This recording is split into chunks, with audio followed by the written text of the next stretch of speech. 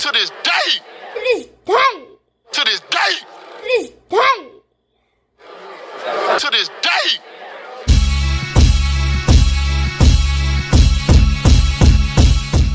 What's up, fight fans? This is Kurt DeVille with Counterpunch Boxing News, and I have a question based on this post. If Wilder had better fundamentals, would he have been unbeatable? Okay. And some people say his raw power alone made him great. Others argue that his lack of fundamentals cost him fights he couldn't have won. What do you think? Well, I think at about 10 p.m., we're going to go live.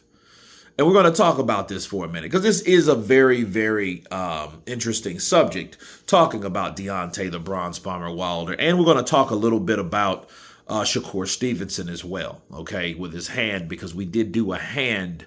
All the fighters did a hand test, and his was the weakest. And, he's having hand problems, similar to when Pretty Boy Floyd had problems as a fighter. Okay.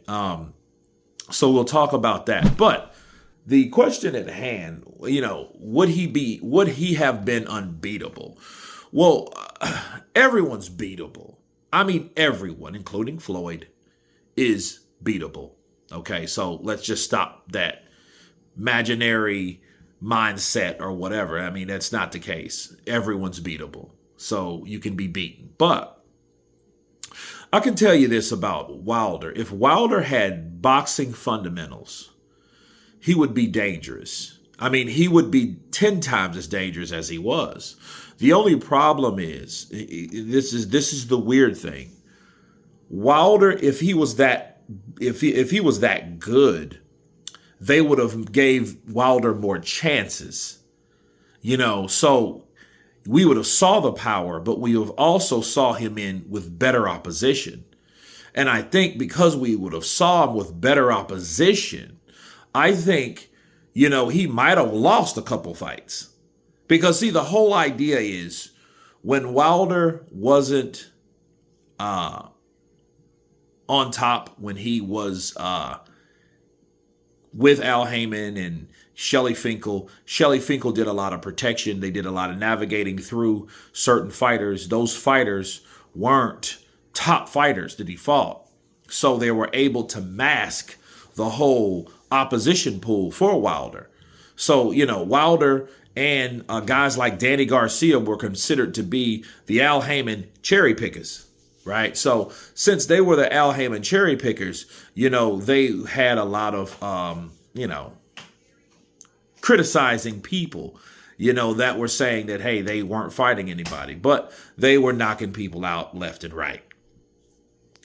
And I do honestly think that Wilder, if he would have shown more potential, they would have allowed him to do more. Maybe Wilder would have got the Vladimir Klitschko fight instead of them calling him a baby. And I think that was very disrespectful for them to even say that. See, that's one thing to think it, but you said it. So if Shelly said that, well, he's like a baby champion, instead of a full-grown ass man that can make his own decisions, that has his own desire to do and his own goals to be undisputed, I think that would have been more relevant. But, fundamentals, I think he would be very good. I mean, he had the speed, and it's not like he lacks things. I think he lacked discipline because nobody really made him do shit. That protection went hand to hand with the inability to teach him shit. So you're kind of stopping this man from becoming good or becoming the way he's supposed to be, and then like Mark Breland, we've done the math, the homework. I spoke to, the son of Anthony, Mark Breland, Anthony Breland, and they, and it was secondhand information pretty much. And they were telling me that like, there's a lot of things that his son, his father, Mark, wanted him to do that they didn't make Wilder do. And if you made him do it, it was like you were in trouble for making him do it. So the question is, why was he around to try to teach Wilder when he couldn't teach him at all? So I think it was a great sabotage that helped Wilder do absolutely nothing besides be unprepared for when the time did come, he wouldn't be ready to face guys like Tyson Fury, and other guys that he's fought lately, like Zhang and Parker, these guys that were on the level years ago. Okay. And those were the same guys that he didn't fight. So, yeah, would he would have been unstoppable? I think the question to ask yourself is, how good could he have been if he learned what he's supposed to learn? But then again, would that have been enough to beat those guys then? So to answer the question, in short, no, he wouldn't have been unbeatable. Like I said before at the beginning of the video, everyone's beatable. So no, I don't think that would have made him unbeatable. I think the irony of people would not have respected him because he was good enough to fight guys and to take on guys and to do certain things in that fight that showed people. Now, here's the deal. Would that power be enough along with the fundamentals to get those guys out of there like he used to get those guys out of there anyway? The limited amount of good opposition that he had. You see what I mean? That's a totally different issue. But I mean, maybe, because Wilder could punch, but Wilder's mentality was a lot different. His mentality was, hey, I'm going to break my entire hand to knock you out cold.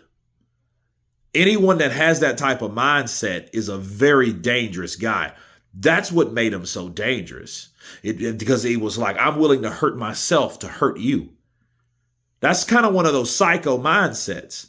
That shit is gangster. That's a gangster mindset to have.